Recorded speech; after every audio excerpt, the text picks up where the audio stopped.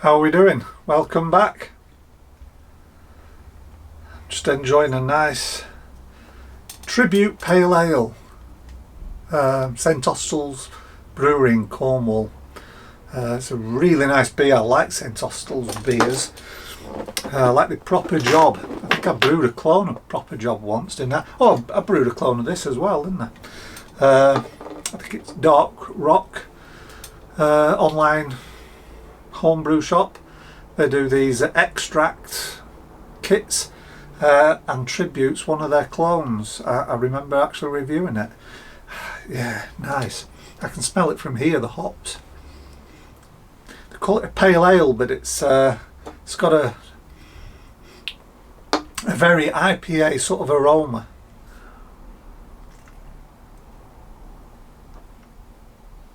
Oh, that's nice. It's a bit cold, but it's nice. I enjoy that. Now, I've been looking through my yeasts. I keep them in the fridge. And I come across one. That one's okay. This Cali, well, I came across two Cali Commons. And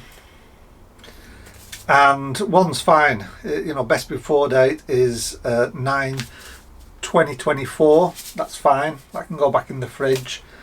This one though is 8/2023, so it needs to be used well, next month.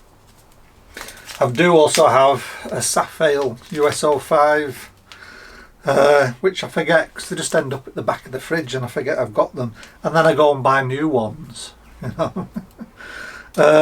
Yeah, this is getting on. Oh, this is April 23, so I really need to use that one first. But I've only just found this, so I'm gonna be brewing another lager with this one.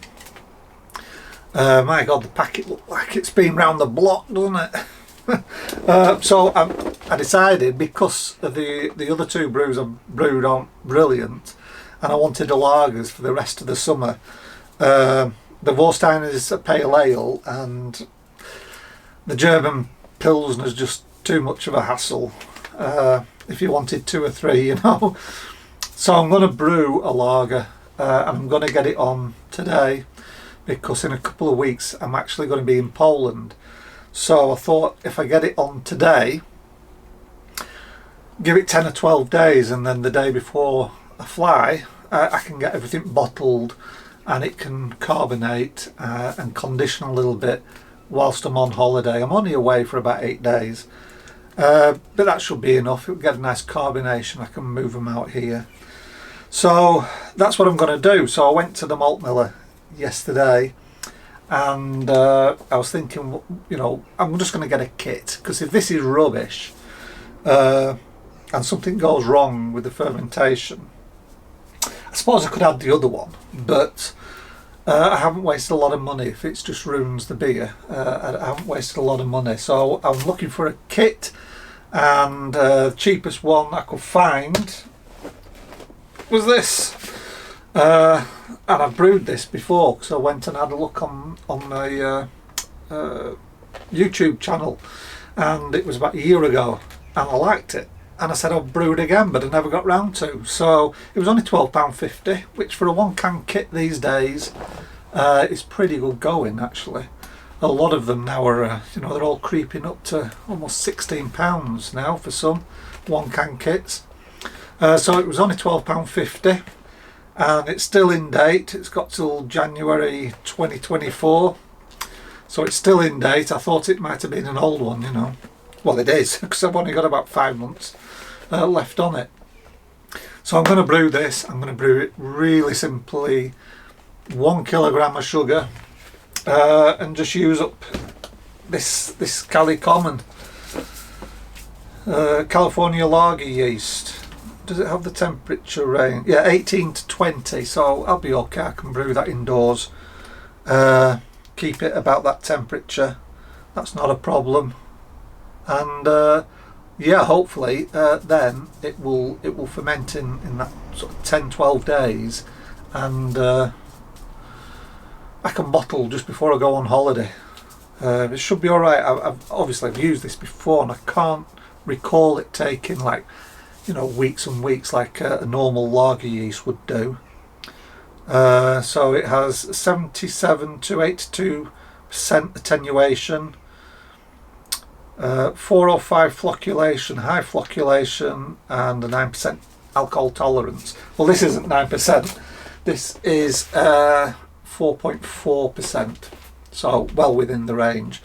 21 to 25 IBU, which is surprising because I did mention when I made that review video that it had a really nice bitter finish, and I've just watched some other reviews. I think one's Jay's Brewing is an Aussie, and he reviewed this and he said there's a really nice bitterness at the back end, so that sounds a bit low, 21 to 25, but there you go. Expected final gravity of 10.06. What's interesting though, when I was reading this, and I think a lot of kit brewers do this, especially the cheaper kit brewers, was the ingredients. It's malt extract, obviously. There's yeast, because there is a dry yeast sachet in here, and then hop extract. So all that hoppy, distinctive lager style is coming from extract. So they just must mash the malts and then just put extract in the wort and send it off for, you know, for concentrating to make the syrups. So there's no sort of like a hot boil to get the flavour. They're just using hop extract, and I wouldn't be surprised, to be honest, if that's how all these kits are made. I don't think they'll boil and add hops and everything. They'll just make the wort and throw in hop extract. They'll use some isomerized extract for bittering, and then some flavour oils for the aromas. So there you go. So that's going to be brewed tonight, and hopefully it'll be ready for bottling just before I go on holiday, and it'll be ready for when I come home. Hopefully it'll be nicely carved in that 8 days, and I can put some in the fridge and I can have a nice lager. If we get a nice August, hopefully we will, because July's just been a washout. It's been cold, about 13 degrees some days, and it's like height to summer. So hopefully we'll get a nice August. It usually picks up August, September, so I'll have some nice lagers to enjoy. And the others as well. You know, they're not bad. It's just not what I were expecting.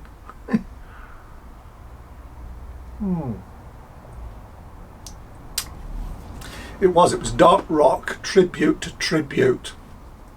It's I think they do two versions. They do a partial grain, and they do no, it's a liquid. It's not dry malt extract. It's a liquid malt extract version, and then they do a partial grain version. And I'm planning, when I come back from the holidays, I don't really plan to do any brewing before then in the kettle, but I plan when I come back from my holidays to do some partial mash brewing, because I've got all the equipment, you know, and I may even make this one, because I'm thinking now the brews in August, you know, I'll be drinking them in September. It's getting autumn time, it's getting chillier.